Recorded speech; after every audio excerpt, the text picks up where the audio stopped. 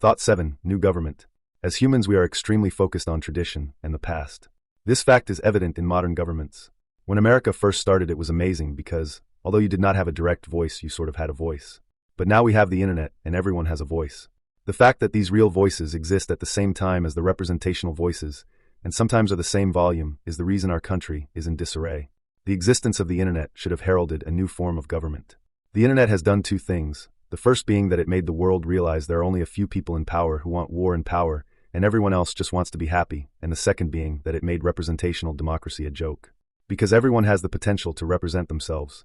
With the first statement being said, any country who has enough nukes to end the world have reached the end of the pursuit of power and should divert most of their military funds into the welfare of the country's citizens. In the United States case, this should have happened after World War II.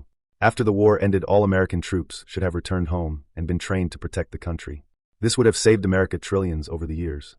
Unfortunately, the internet would not reach its potential until the 2000s, which means the people in power could use their power to convince everyone that war was still needed to protect the country, when really they just wanted more money.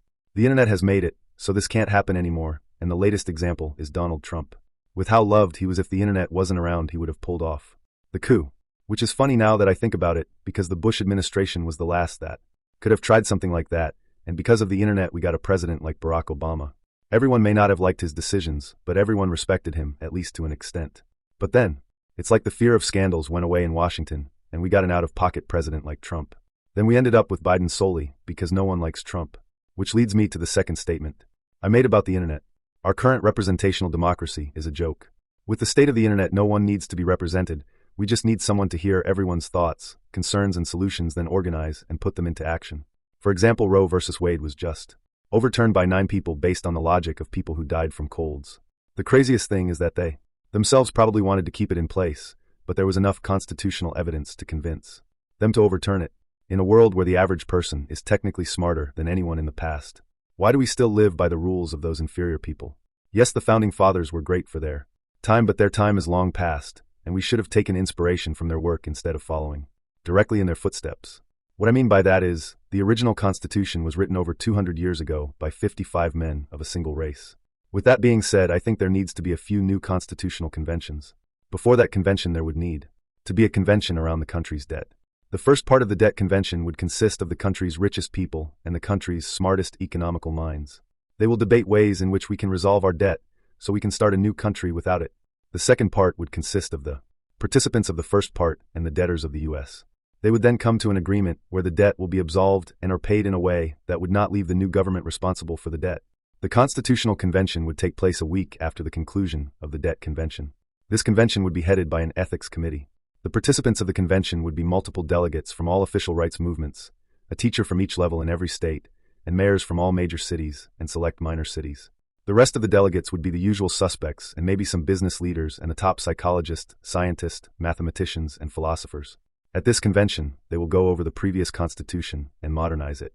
This would allow a constitution to be created by people from all walks of life for the purpose of creating a modern country. A country where kids are not raised to be workers, but are taught what it means to be human and how to deal with conflicts with other humans. A country that is fueled by capitalism, but not run by it. A country where crime is reduced down to emotion, instead of crime being caused by the lack of things and the inability to get them. Senators should be critical thinkers who can organize thoughts, not someone who has money and charisma. The president should be someone who has no bias and only makes decisions that will improve the life of their citizens. Because we have enough nukes to never be messed with, we don't need a commander-in-chief to lead our country. We need someone to set the country on a path towards the future, not just left or right. I can't remember the last time I heard a president talk about innovation and creativity. As for the laws, they can be directly discussed by the citizens.